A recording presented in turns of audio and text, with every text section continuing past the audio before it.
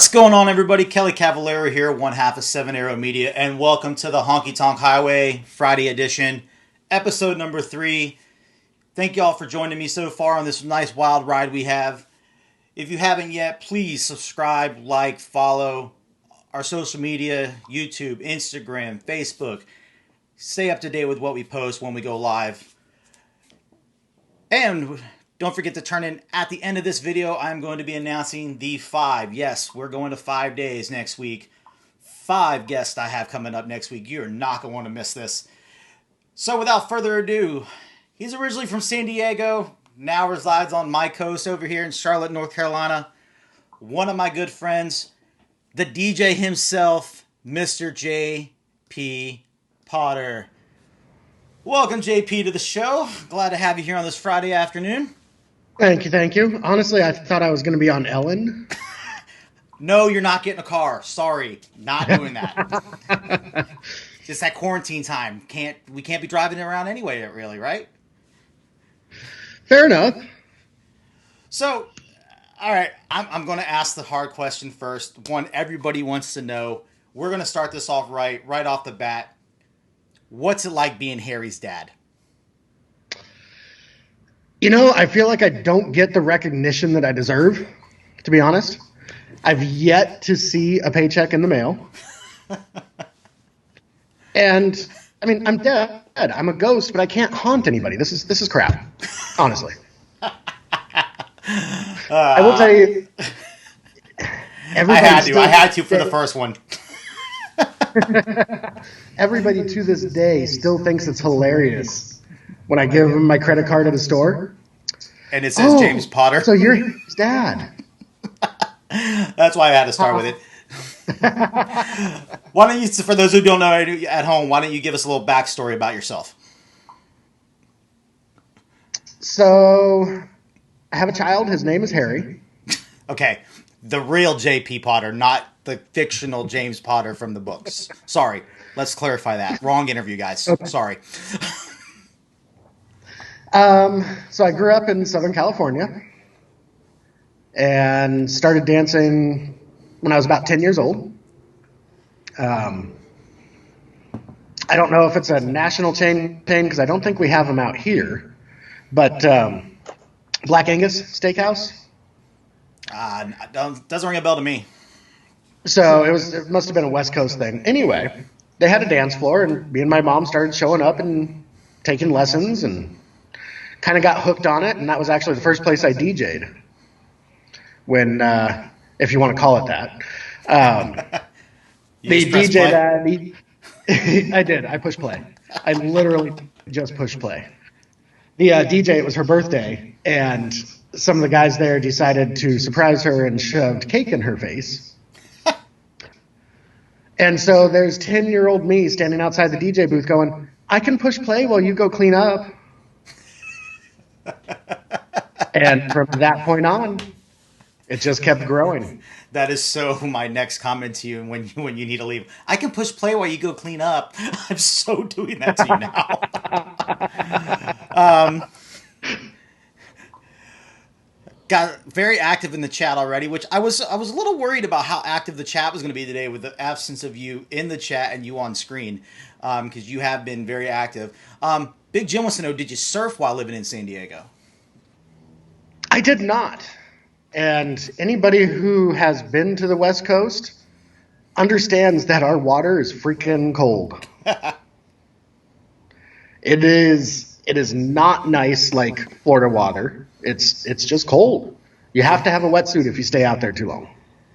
That is definitely what I've heard. I personally enjoy being on the water on the East Coast. It's nice and warm.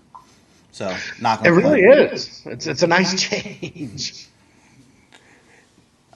You got people singing already in the chat. I was told to ask you if you can sing us a little Yin Yang Twins today. I heard that's your second hobby while now living in Charlotte. You're a big karaoke guy. Danny, no, that's not going to happen. Sorry, that was too easy.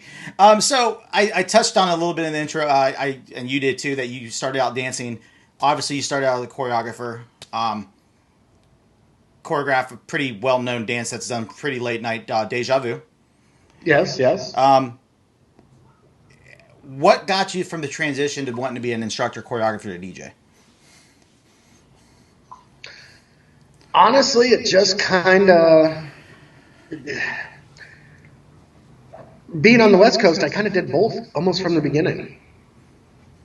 Yeah. Didn't have a whole lot of DJs out on the West Coast. So, yeah, I started DJing, I started choreographing, I started teaching, and that's what happened, all three at once. I actually choreographed my first dance at, I want to say 11. Well, look at you, youngin', going strong. Will Craig says, we do have video of you singing in your spare time if anybody would like to see that. Oh, I know there's video. There's video from Danny's comment. Can we share it? Yeah, maybe later we can share that. Jamie said, Jamie wants to know if you just wanted to be a Louis wannabe. I am blah blah blah blah blah blah blah. I am my own person. Thank you very much.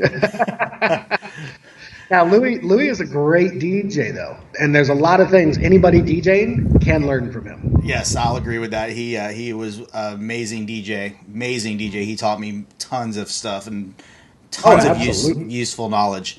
I spoke about Deja Vu. What happens to be your favorite dance you've ever choreographed? It would have to be Candlelight. Candlelight. I remember that one. I think that's actually the one you. I think actually that's the one you competed at the event where we met. Yeah, where I wore your pants. Yes, I think that was at Orange Blossom, wasn't it? I think it was. I think that was. I competed it at Marathon, Orange Blossom, and somewhere else to get qualified for that year. Yeah. All right. So the people who don't know how me and JP met is he actually got into my pants. Literally got into my pants. So back in the day, UCWDC, the rules were you had to have Wranglers, you had to have a shirt with a yoke, the cowboy hat, and JP showed up to compete, and he didn't have any pants. And that was back when we both wore, I think it was like 30 or 31 waist or 32 waist. It was small. We were both tiny back then. This was, yeah, and someone that we had a mutual friend, I think it was actually Guyton, came up and goes, Kelly, I need you to take off your pants. And I go, whoa, wait, what? And he goes, yeah. He goes, just do it. I know you have a spare pair. Go throw on your spare Wranglers. Take off your pants. Give him your pair that you have on real quick. He's about to go on. And that's how me and JP met.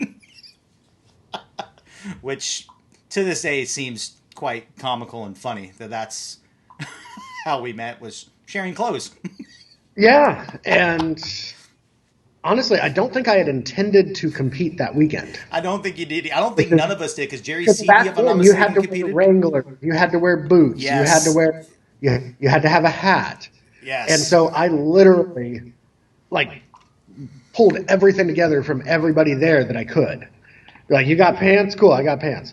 I need a hat. Let me wear your hat. Yeah, that's pretty much how it went. For those who wanted to show up. I think I borrowed a comp shirt from one of the vendors. And I think I borrowed boots, too. You probably did, because I don't think you did intend. Yeah, that was a crazy, crazy time back then when we just showed up and competed randomly. Oh, absolutely. I loved it, though. I miss competition days. It was. Well, hey, we have a competition. You can jump in. Which one's that? You can still compete for World. You can still compete UCWDC Worlds. Oh, I could, yeah, but... Don't you have a recent world title? Yes, you do. Not technically. Yes, not technically, but didn't you and Melissa co-choreograph a dance that she competed with and won? Yes, me and Melissa had co-choreographed that dress. Yes. Melissa competed it at UCWEC Worlds a few years ago now. Yeah, it was 2 or 3. Yeah, I remember. Yeah. And it was a really good dance, except for the first 8 counts. I hated the first 8 counts. That was all Melissa's part. And just didn't look good doing it. But anyway, yeah, so that dance won in the choreography competition that year. That it did. I remember watching the updates, the live updates, and seeing that come across, because you were DJing at Worlds that year, and I was texting you. A lot of people asking in the comments, what wine are you currently drinking? Because they said it looks like you're drinking some wine over there. Oh, it's definitely not wine. Yeah, that's definitely not wine. Last time I checked, Captain Morgan does not make a wine. Mixed with Sprite. That's why it looks a little light. So that's why it looks like wine. But that's why it looks like wine. He mixed it with Sprite. Okay, now we're going to get into the... finish up the choreography thing real quick? So yeah, technically, she entered the dance, so she won the title. Correct. But the dance is what was judged, so the dance should have won the title, which means, yes, I would have won a title too. Unfortunately, that's not how it works. Melissa fixed that. Oh, that's good. All right, so back to the DJing. Obviously, you're well known. You travel all over the country. You DJ some of the biggest events. Tips, tricks. Someone's starting out. If someone was starting out and wanted to be an event DJ, what tips or tricks would you have? And I don't know, maybe not just from going and DJing like a beginner all request room, but if they want to make that jump from into the main ballroom, because that seems to be the struggle, if I quite word defined. You pretty much do it all. So, that's a good question, and that's a hard one to answer. That's why I ask you the big questions. So, I would say, biggest thing, if your goal is to be a main ballroom DJ, pay attention. Learn from the people in the main ballroom. Learn from me, learn from Louie, learn from Jill. Watch what we all do, and then make it your own. But you have to go through the rite of passage, if you will. There's so many things you learn by working a beginner room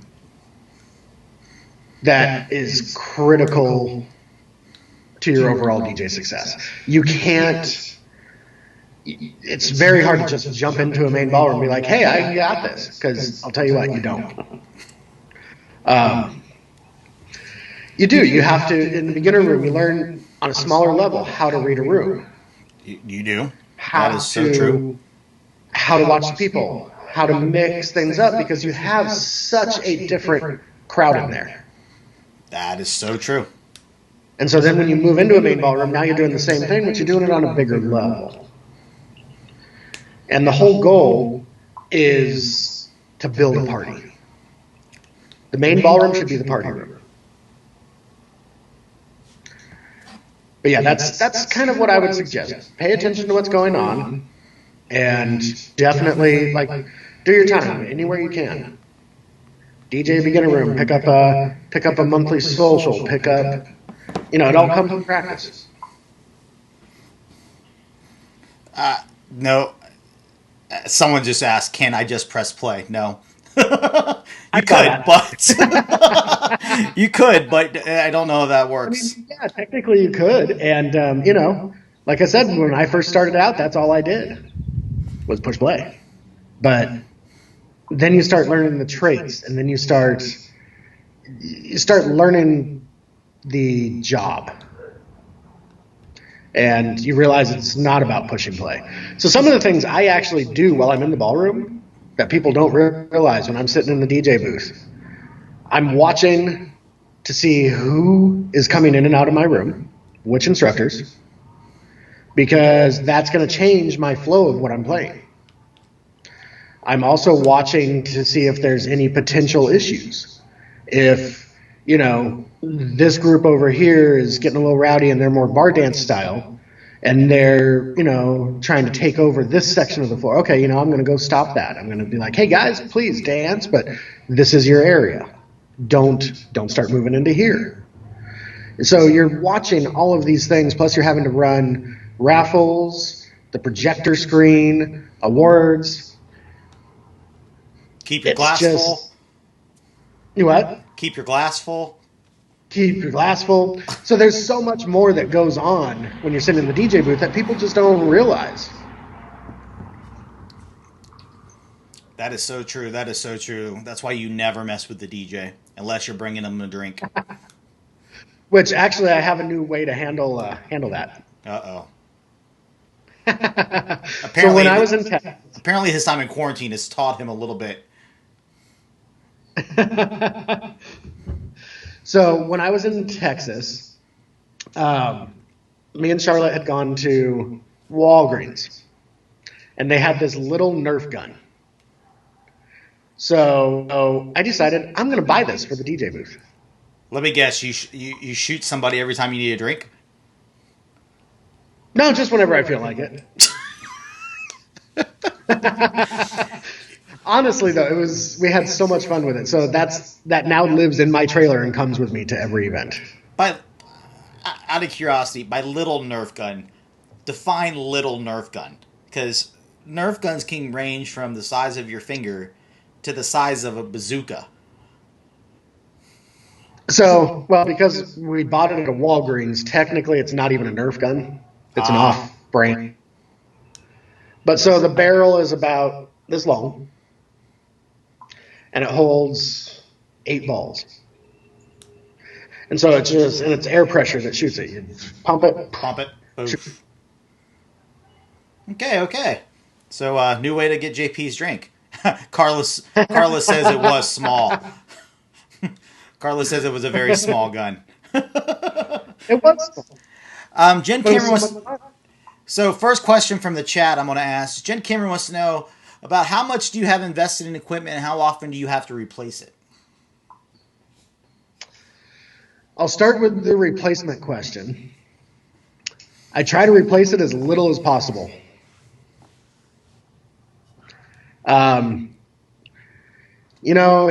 It varies.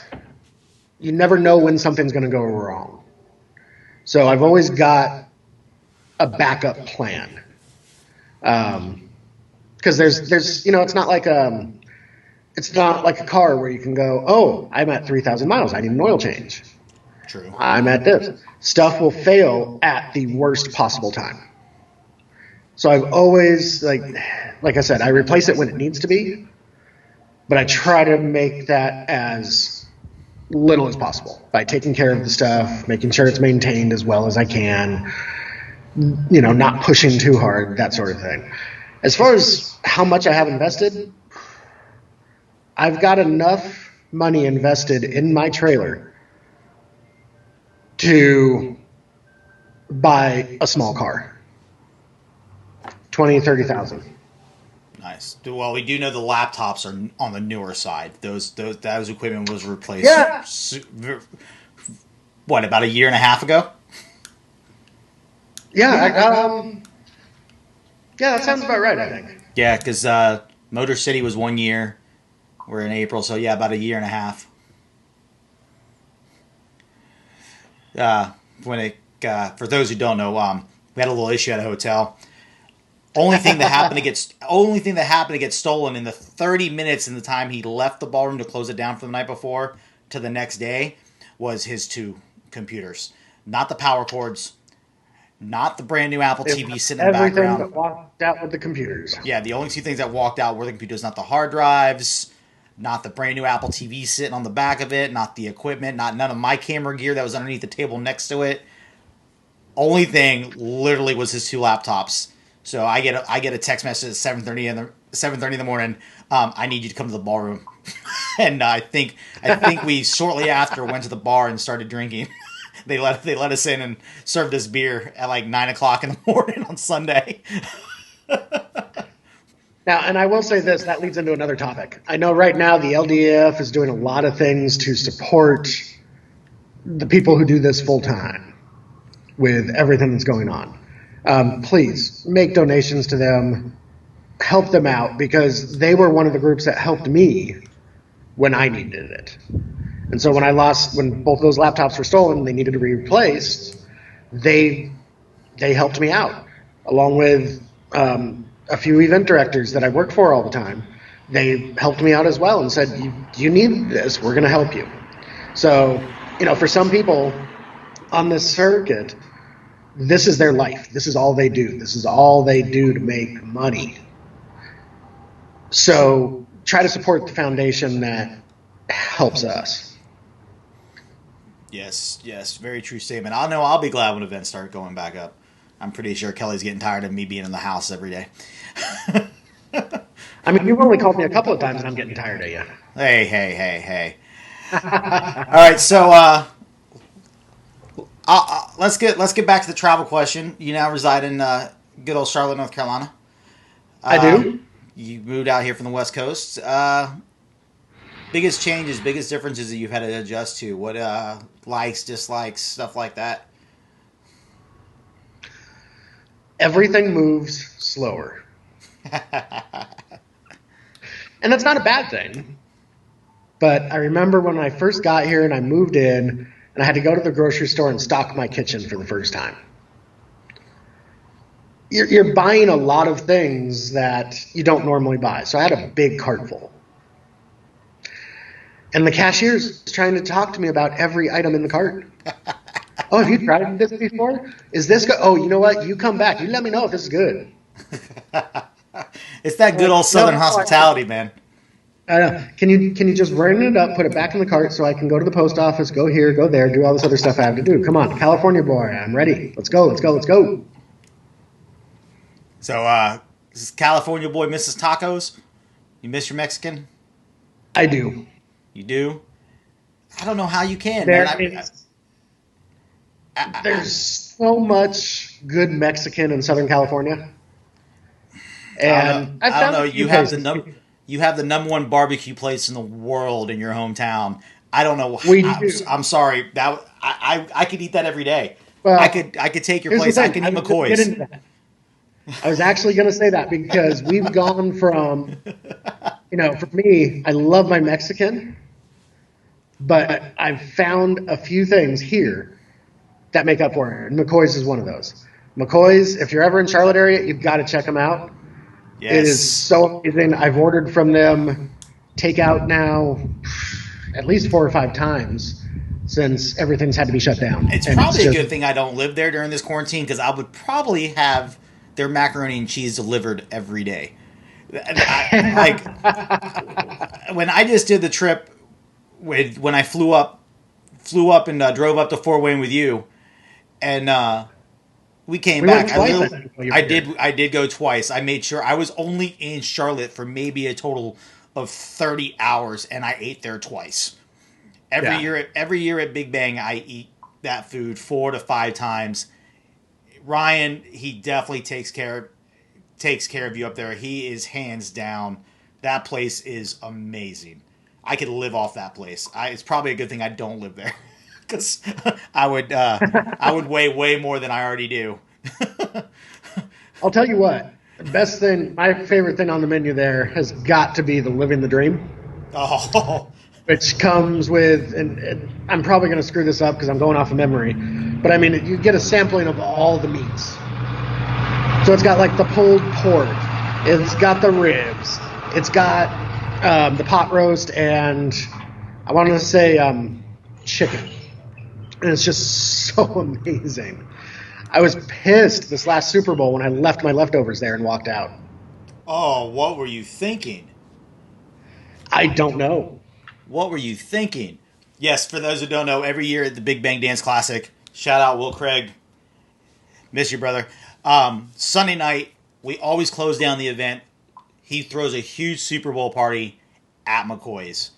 We block off about half the restaurant, and we just get to have fun and go wild. And we get to watch the game on all the TVs, and we get to just eat the great food, and let me tell you, you do not leave hungry. No. There's many times I thought I was going to fall asleep sitting right there. Yes, there probably is. There probably is. That is for sure. So speaking of the quarantine, how are you enjoying being at home? I'm pretty sure you're like me. This is one of the longest stretches you've been home in a while. I It know for very me much it is. Do what? I'll tell you what, I'm going crazy. Me too. Um, Unfortunately, right now I've had a little issue at my home, so I can't even quarantine there. So I'm staying with a friend of mine in her guest room. And, that makes it a little tougher because all these projects and things I would have worked on, I can't do. Right. And my other career is real estate, and that's pretty much shut down here as well. Yeah, it might be a little hard to sell a So, house if you can't show it to someone. Just a hunch. exactly. Virtual is good Exactly. and all, but people want to see the If real thing. I'm not going to walk into a house or I'm not going to buy a house without being able to step foot into it. True, I would not do it either. And my better half, Kelly, is over here commenting, JP, that yes, please let them get back on the road. She wants us gone. Hey, I don't blame her. I miss it personally. I don't know if from my standpoint, I love being on the road. Granted, I do love my home time. I love being home with Kelly, and I love getting to do stuff here. But Nice backpack. I love being, well, I am very fortunate. My significant other does work on the road with me. So I get to share in my passion, my dream with the love of my life. So I'm very fortunate for that. But I love being on the road. I love doing events. I love doing the floor. I love sharing as he pours his Captain Morgan in his glass. I love being able to share my passion for dance with everybody with the live feeds. I love it. I don't know where I would do without it. I lucked out. I thoroughly love my job. So I'm one of the few So that are not enjoying being not working. I feel like this interview is switched now, and it's your spotlight. So tell me, what do you see happening when this is all over? Where are you going to go? What are you going to do? Hopefully You back miss to the an boat. event. Hopefully we get an event soon. I think, and on a side note, Jen Cameron says you're pouring a little light there, JP. I mean, it's still only 5:30. True. I'm looking forward to getting back on the road. I think the next one that's scheduled that has yet to be canceled on my schedule is Linus Marathon. Everything I was supposed to have up until then has canceled so far for sure. We had Boston canceled, swing event, wedding. The wedding got moved that we were supposed to do, and then Nulu Open got canceled in the middle of May. Steve actually canceled Linus Spring Break at the end of April. So the actual next one that's on my agenda is Marathon. How about you? What are you doing after this? Um, I've got a few things I'm going to do after this. Oh, that's good. Definitely. Once this all finishes up and we can travel again and get back to normal life, I'll be booking a flight up to Canada to see Charlotte, and Yes. then right after that, I'm looking forward to Will Craig's Big Bang Dance Classic Red, White, and Blue Cruise, which will be August, I want to say 29th through September 6th. And it's just going to be a blast. It's got Suzanne Wilson and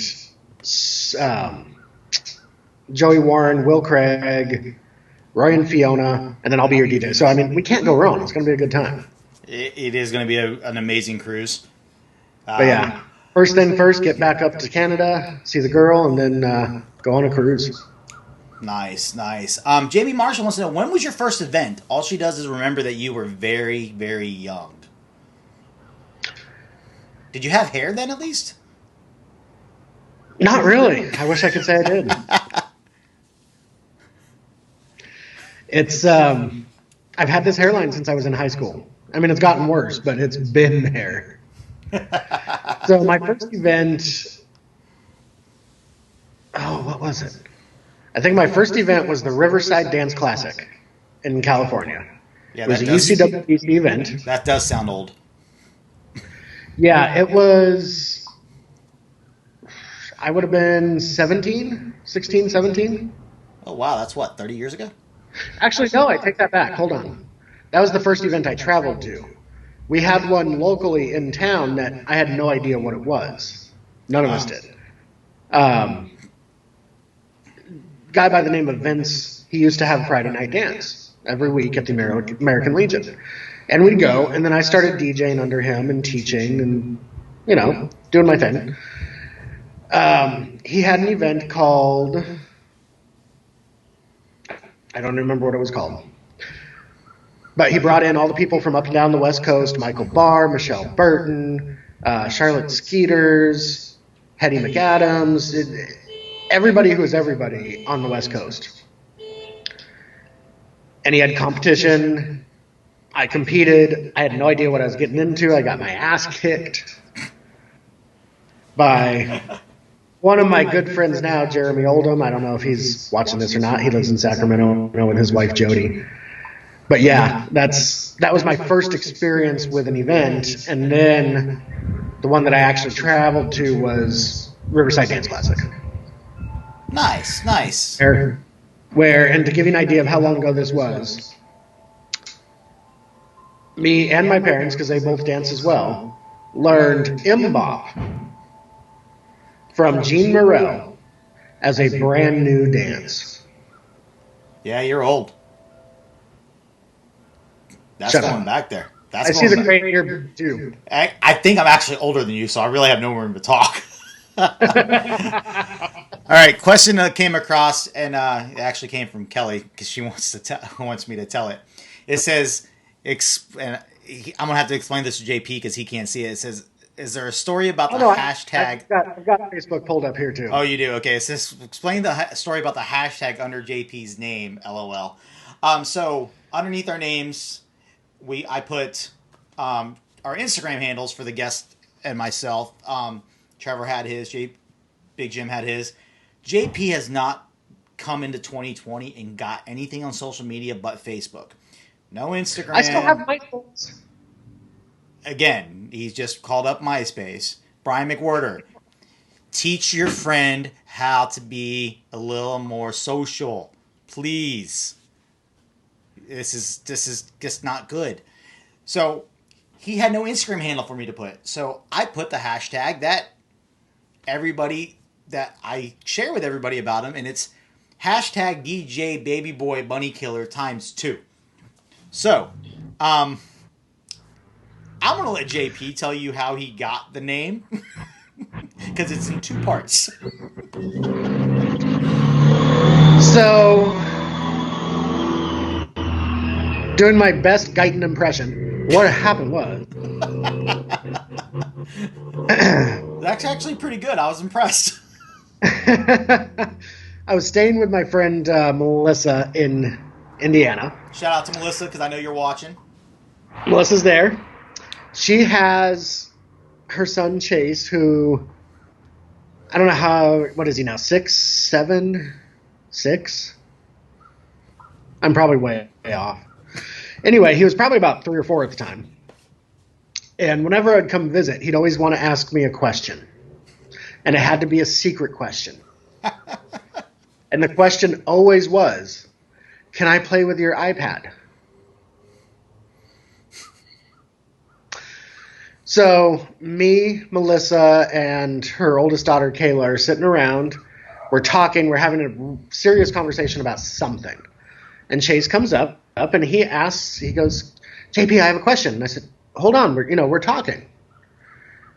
And so he stands there for a minute and waits. But, kids get impatient. He goes, JP, I have a question. And I said, buddy, we're talking. You got to hold on. So he walks out to the living room and is out there for a few minutes and finally decides to yell, JP, come here. I have a question.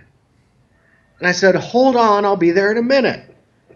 Well, then, and I don't know if Melissa calls him this or not, but he yells, "Baby boy, come here now." So that's where the baby boy comes from. Bunny killer. One of my trips to, I want to say it was Fort Wayne. I ran over 2 rabbits on the interstate, one going there and one coming there. So I'm bunny killer times 2. Deuce. And then obviously the DJ portion comes because I push play. So yes, we gave JP his own nice hashtag. I still say we paint a mural on your trailer with a nice little evil bunny looking thing coming out. DJ Baby I Boy. do have. I've already. My trailer's been tagged. I've got graffiti on it. I'm okay with that. That's what I'm saying. It's already been tagged. I say the next time we get together, we get a bunch of paint and go to town and have a little fun with it. It might be a little entertaining. Right? No, I'm down. Let's do it. So I think there. Someone's asked Chai Lee, what's going on with continuing of the spring cleaning event in San Diego? Your event that you had. That event is no longer. Unfortunately, I loved it. It was a great time. We had so much fun. But with me living in North Carolina, it's not feasible to continue. Gotcha. I'm actually going to ask you the same question we asked Big Jim. If you could hold an event anywhere, anytime, any location in the world, where would it be? And if money I already was know no, that. If money was no object, first 5 instructors you invite. So location, I would hold in San Diego at the Hotel Del Coronado. Is that room you called me about that has a circle and you'd want the round dance? We're not making a round dance floor. Sorry. But you make it happen. Yeah, well, guess what? But no, this hotel is gorgeous. It's on the beach. They've got so much ballroom space. It was built in the 1800s. Nice. It does sound beautiful. We're talking for a weeknight. The cost is $300-$400 a night on a weeknight for a room. That's it's definitely up there. But if money was no object, this is true. This is where I would go, and I would do the event there. Staff. Wow. This is the hard. I do find it funny. This has been the hard. The location really wasn't hard for neither one. They both had a general idea. It's been the staff, and I don't know. I can.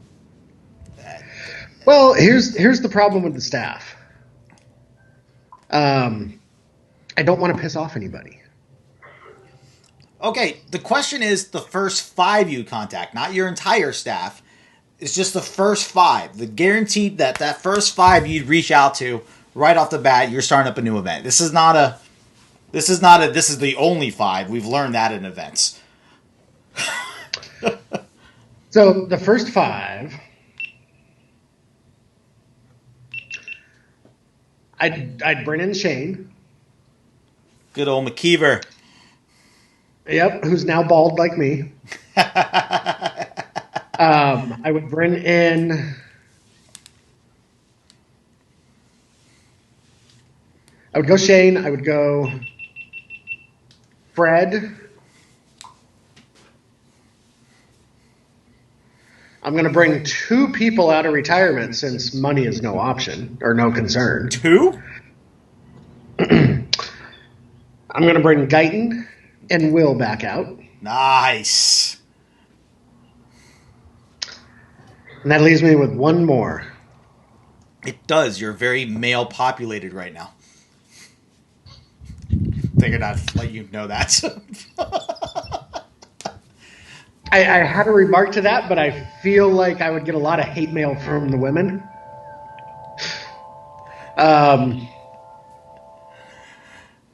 I would bring in Maddie. Madison Glover, the Aussie. Oi, oi, oi.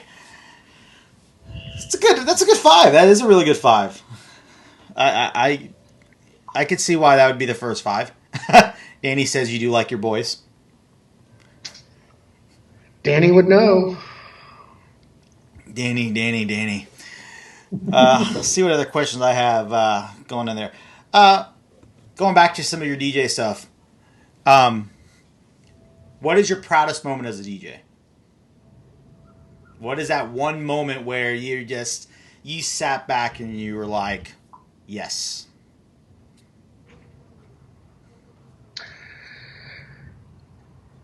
Honestly, there's 2 that come to mind. Okay. First one would be at Marathon many, many years ago. And anybody who's been to Marathon knows Scott's show is extremely involved. Yes. Shout out to Scott. Louis puts in a lot of work on that show behind the scenes that nobody realizes. He does. So Saturday night, once the show ended, I was supposed to come on for a couple hours. Louis was so exhausted from the show that he ended up not coming back to take over for late night. This was the first time at a major event that I was left doing late night ballroom.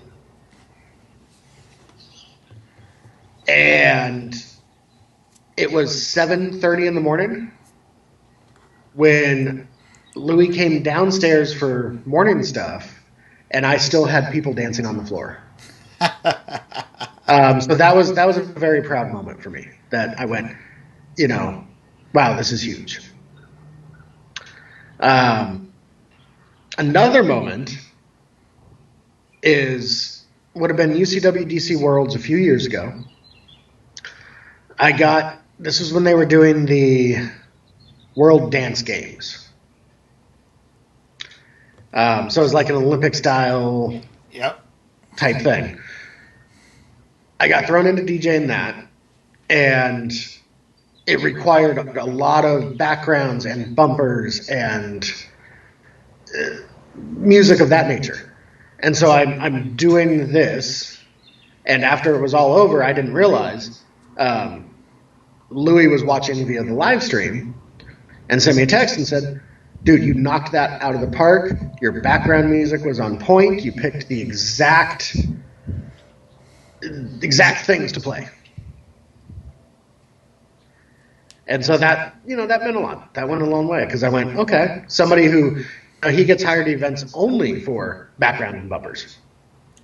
This is true. Because he's good at it. He is very good. So, he is the king of finding that little song, that little glitch, that little thing to throw in there. So hearing that went a long way for me. Yeah. I have to say, one of my favorite moments as a DJ. When did we go back to you? This involves you. Oh. Yeah, so just sit there and drink your wine for a minute. I'm going to bring this up because it was one of the very first marathons I ever DJ'd. And on a Friday night, I think it was Tim and Alice that were DJing the main ballroom. It wasn't Louis. Louis had the night off. And me and you were supposed to do... One of us were supposed to do the one room, one of us was supposed to do the other, and we convinced Gene and James to let us take the wall down. And we went back and forth, and we did the East Coast versus West Coast battle. And we went song for song to see who could fill the 2 floors up the most. And that's right. I do remember that. We went back and forth for hours, and all of a sudden I just remember Gene and James coming in yelling at us because we took everybody out of their main ballroom. Louis came in and was hanging out. We had the couches behind our booth. We had a great time, and it literally was. It was set up back and forth. We had 2 different systems. Yep. I was on one system on the far end. You were on another system on the other far end. Yep. And we just went back, and we were talking smack during every song. It was awesome. It was a really cool experience. I haven't seen anybody do it since. I haven't seen it done anywhere since. No. And literally, that's what we did. We did that all night on a Friday night, and we had an absolute blast. We just literally would go one song, back and forth, and we just had a ball. We had a big party in the 2 side rooms at Marathon, and I can just remember James Gregory's face walking in, giving us a look like, "Oh, great, here we go." And he was just like, "What are you 2 idiots doing?" And I'm like, well, we had so much fun that did. night. And I remember my favorite smack talk to you of the night. I remember this. I remember that still to this day. Yes. You were sitting over there. You were getting ready to play a song. Yep. And Louie walks into the ballroom unrelated just because. Just to come hang out. Just to come in. And I got on the mic and I went, "What's the matter, Kelly? You had to call in the big dogs?" Yes, I remember that. And all he did was plop down on the couch and take a nap. Literally, he came in the back of the booth, plopped down on the couch, and sat there drinking his Baileys and rested. So Big Jim wants to know, do you miss DJing weddings? I miss the money from DJing weddings. But the weddings themselves, no. All this setup and tear down for a 5-hour reception, having to deal with the brides and the mothers, and just it's a lot. Now, granted, I've had a few couples that I absolutely loved working for, to where, you know, when we would have our final consultation, they would actually come to me and go, "We wish you were coming to the wedding as just our friend. We don't want you working. Like, we want you to hang out with us." And then there's the others that I'll never forget. I had this couple. They wanted a Rat Pack theme for their wedding. Great. I love that music. I really do. So we come up with a plan, and I tried to convince them. I'm like, let's use it more for background, more for dinner, and then, when we start dancing, we can do some of it, but let's keep with that idea and dance through the decades. Like, move from Rat Pack, into, that's good. Yeah. And they're like, no, we really want Rat Pack all night. And I went, okay, it's your wedding. 30 minutes into the reception, the bride comes up to me and goes, can we go with your idea? Of course they did. So Will Craig asked, and this is a really good question, and this is actually a really good one. I actually love this one, Will. Who are the instructors / choreographers that you could just sit and watch dance all night long? I probably know a couple on your list. I probably know a couple on your list because they're on everybody's list that just stop and they watch. That's a tricky question to answer because it all depends on the song, their mood. No, their mood. Yes, this is true. If John Robinson is in a mood that night and he wants to party and have a good time, and I love watching him do that. Yes, I love it when I DJ a beginner / all request room, and he comes in, and if he's coming, I can always tell the difference. Like when he comes in bouncing, I know it's going to be a party night. I know it's going to be one of those nights where we're going to do everything under the sun. He's going to get everybody up. He's going to, and if he comes in, just randomly reads the list, and that's when I know, okay, he's not really there yet. So, I mean, it's a hard one to answer because, there's people I love watching. I do enjoy watching. I like watching Maddie. She's got a unique style for her. It's a cross between. I don't even know how to explain it, but I like her style. Rachel, I can watch Rachel doing poetry in motion all night. Love that. When Guyton actually feels like dancing, I enjoy that. Yes. like I said, it's just a lot of it comes down to that particular event and that particular mood in the room. It's hard to tell. If you put John and Jamie next to each other and they're both in the right mood, yes, or it's a show. That or John and Jill. I got some great video clips and great pictures of John and Jill Babinick, and let me tell you, they're priceless. They're hysterical. It completely depends, because the people I want to watch at this event, the next one, right? I might not. I think there is one person that I think I could do it no matter what, and it doesn't matter if it's his choreography or someone else's. Roy Hadazabrodo. Oh, absolutely! It's just something. He could be dancing "Swing Your Chains." He could be dancing "Have Fun, Go Mad." He could be dancing "Skinny Love." It doesn't matter. He changes. It's almost he adapts a different personality for every song he dances to, and it doesn't matter. Absolutely. And he's one of my favorites to watch too. Yeah. You watch him and Brian Barakauskas and God, I'm missing the foursome. But you watch them get out there doing swinging R's. Yes. Holy hell. Yes. I have a video from Marathon was Brian was out there with Shane McKeever doing it, and then I know we made Brian and Roy do it at Indy the 1 year. But Roy is amazing to watch. So is Fiona. If you guys have not checked out her Superstar winning solo routine, go watch it. It's awesome. T-Rex routine and the best part is about both of them, if you want to, come on the Big Bang Dance Classic cruise, because they're both going to be there.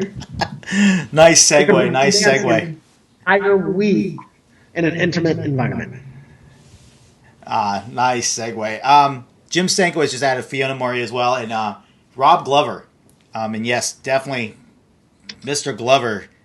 He has that definite ability about him to just adapt and show his personality no matter what he's dancing. Right. Danny, free commercial time. Of course, he's going to advertise every chance he gets. I don't blame him. I would too. As Jen says, she can't wait for the cruise because Jen Cameron's going on it. I would also like to say, if you're looking for a very nice rum that's not too hard to swallow, check out Captain Morgan Spiced. It's very good, finishes smooth, goes great with Sprite, Coke, or root beer. No, this one is not sponsored by Captain Morgan. I don't think we can afford that sponsorship. Any last touching words, JP? Advice you'd like to give? Shout outs, comments? I really don't. I mean, we've touched on a lot of things. We did. We touched on pretty much every aspect of your career. Every aspect of things you do, the DJing, the choreography, the instructing. I do believe because you just did teach last year at Peach State, so you did teach recently too. I don't teach as much as I used to, but I don't mind teaching, and I don't mind doing it. I'd love to do it a little bit more. I don't feel... I hear you know a guy that has a cruise coming up where you're a DJ on. He might let you teach a class. Wait, there's a cruise coming? Does it happen to be August 29th through September 6th? Yes, it does. No, what I decided a while ago was the fact, in my opinion, you have to choose between the two. You can't be a professional instructor on the circuit and the professional DJ.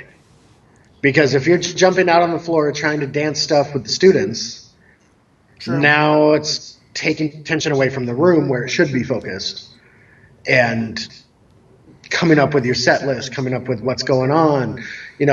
Fred just walked in the room, so I'm going to play Revolution, or it takes your attention away from that. So when I decided to go DJing more, I gave up the teaching side.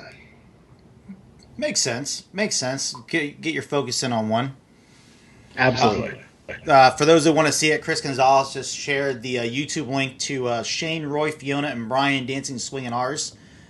Awesome. And he also shared the YouTube link to Fiona's T-Rex solo from Worlds this past year that won her the Superstars World title. So amazing routine. It was an amazing routine. I watched it. Your open arms the same again. This is true. So thank you, JP, so much for coming on episode 3. It was a blast having you. I don't think I could have done it this week for my first week of having the show without 3 of my closest friends, you, Big Jim, and Trevor. I appreciate it. Like I said, we're at the end of the show. Without further ado, I am going to announce the next 5 guests. Here we go. Spoiler alert, it's going to be me all 5 times. I don't know if people can handle me and him for 5 days in a row, which that could be interesting if we did a show where just me and you host.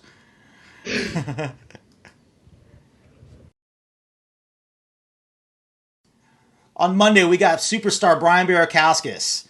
On Tuesday, John Robinson, Mr. Showcase. On Wednesday, we have event director extraordinaire Mrs. Jennifer Cameron. On Thursday, we got Michelle Reesley all the way from across the pond. And Friday, we get a bonus. We got both Amy and Darren Bailey. Thank you guys so much for joining us through this first week and joining me and JP today. Don't forget, follow us on Facebook and YouTube. We go live on both. And we'll see you Monday at 5 p.m. Enjoy.